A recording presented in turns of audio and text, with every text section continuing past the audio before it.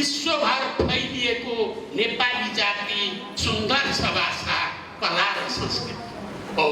जहाँ जाओस् नेपाली न भाषा छोड्छ न कला छोड्छ न आफ्नो रीतिरिवाज संस्कृति छोड्छ, उसमा रहेको हुन्छ, सुसुप्त हुन्छ, रहिरहन्छ। आज विश्व घुमेको छ, जहाँ गए पनि प्रकृतिभन्दा ठुलो केही छैन।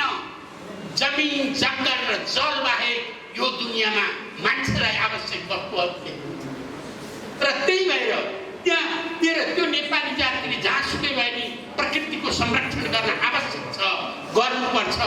हाम्रो भाषा, हाम्रो समाज संस्कृति, हाम्रो सभ्यता, हाम्रा चिन्तनहरू, हाम्रा प्राप्तिहरू, संस्कृति के म व्याख्या गर्न जान्न।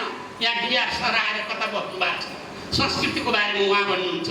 तैपनि हामीले जे जति आर्जन गर्यौँ नि, हामी भित्र सकारात्मक नकारात्मक, किनभने गर्दै जाऊ नराम्रो गर्ने त तिम्रो आफन्त छँदैछन्। यो पनि एउटा संस्कृति भनेको हो। विकृतिलाई पनि संस्कृतिका रूपमा चिन्ने यसरी यो चाहिँ हामीले हेर्दाखेरिमा यी कला संस्कृतिहरूलाई समुन्नत सकारात्मक र चिन्तनगत रूपमा अलि उन्नत स्तरीय बनाएर हामी अगाडि बढ्नुपर्छ, जसमा हामी गर्दैछौँ। र यो कार्यक्रम आज भनौँ मलाई खुसी लागेको छ, मैले पनि भनेको छु, त्यसमा अलिकति थपेको छु।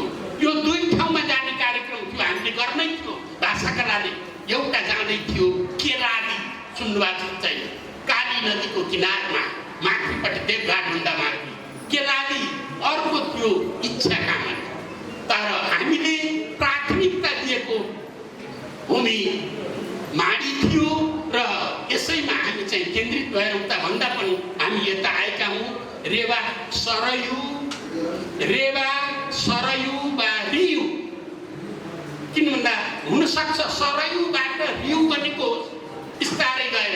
किनभने म सानो उदाहरण दिन्छु। मेरो पहाड घर तनहुँको रायपुर भन्ने ठाउँ, त्यो रायपुर होइन रहेछ, त्यो भट्ट रायपुर रहेछ। इतिहासमा भट्ट रायपुर रहेछ। भट्ट रायपुर भन्दै जाँदा दिक्क लागेछ र भट्ट काटिदिएछन् र रायपुर भयो। त्यस्तै जस्तो सरयू भन्दा सरयू किन भन्ने भनेर रियु पो भनियो होला सजिलो लाग्यो, त्यो पनि हुनसक्छ। यो खोजी गर्न बाँकी छ। हामीले माडीको यथार्थता सत्यता पहिल्याउनलाई मेहनत गर्नुपर्छ, धेरै गर्नुपर्छ।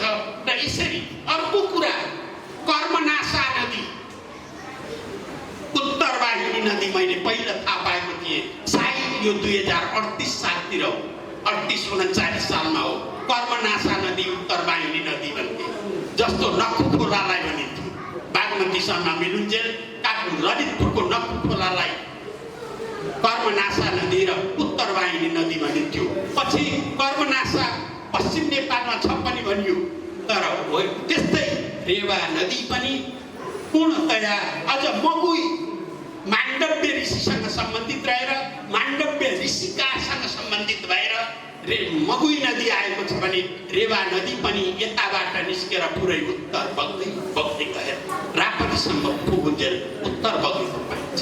यसरी यी सबै कुरामा जे जति हामी उपस्थित भइयो, सम्पूर्ण माडी नगर प्रतिष्ठान, माडी प्रज्ञा प्रतिष्ठान, अझ विशेष गरी दुरा सांस्कृतिक समाज जुन छ, आज यहाँ हामी उपस्थित छौँ। थारू कल्याणकारी सभा अन्तर्गतका विभिन्न उपशाखाहरू अन्तर्गतको आज एउटा समूहद्वारा हरियाली महिला समूहबाट प्रस्तुत यमोसा, गन्धर्व बन्धुहरू कान्तिपुरका लगायत पारीबाट सँगै पाल्नुभएका विभिन्न विशिष्ट व्यक्तित्वहरू, आदरणीय व्यक्तित्वहरू विराजमान हुनुहुन्छ। र विशेषतः मैले एलबी सरलाई देख्दैछु, एलबी सरलाई। र हामी करिब मम्मी र म्याडम भन्न छोड्दिउँ है। अब संस्कृतिको पहिलो पाइलो म्याडम र मम्मीले के अर्थ दिन्छ, अहिलेको एडभान्स लर्नर डिक्सनरीको अन्तिम आजको चाहिँ उसले के दिएको छ त एलबी सरले भन्नुहुन्छ। किन भन्दा उहाँ त्यो भाषा विशेषज्ञ साहित्यकार, स्रष्टा र विद्वान हुनुहुन्छ। आदरणीय एलबी गुरुले भन्नुहुन्छ म्याडम र मम्मी लास, म्याडम बेस्याहरूको नाइकी। मैले यति मात्र भन्दिनँ। आज कम्तीमा संस्कृति जान्नका निम्ति शब्द आफ्नै आमा काकी बहिनी दिदी राम्रो कि मिस म्याडम मिस ठिक कम्तीमा संस्कृतिका रूपमा परम्परालाई बदल्ने र आफ्नो केही स्वत्व बचाउने भाषा रहे आफू रहन्छ, आफ्नो संस्कार रहन्छ, संस्कृति रहन्छ, परम्परा रहन्छ, बच्चालाई सिकाइन्छ। आज त पेटमा बच्चा हुँदैमा अमेरिकाको सपना देख्ने आमा भएर मम्मी मम्मी हुँदा हुँदै कहाँ पुग्यो म। देश कस्तो भइसक्यो। आदरणीय उपस्थित सम्पूर्णमा म फेरि नमन गर्दै सबैलाई मैले नाम दिए जति सबैलाई धेरै धेरै हृदयदेखि हाम्रो भाषा कला तथा संस्कृति प्रतिष्ठान र सँगै मानव प्रज्ञा प्रतिष्ठान वा सबैतिरबाट संयुक्त रूपमा उपस्थिति हुनुभएका सम्पूर्णप्रति हृदयदेखि धन्यवाद ज्ञापन गर्दै बिदा हुन्छु। नमस्कार।